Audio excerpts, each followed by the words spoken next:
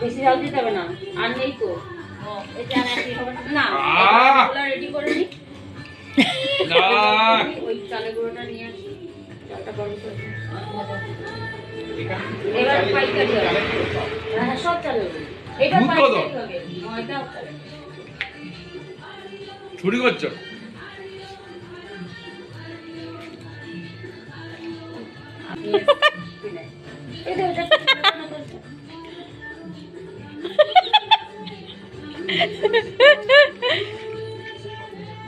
তোমার খাওয়ার সময় গানটা হেবি পারফেক্ট।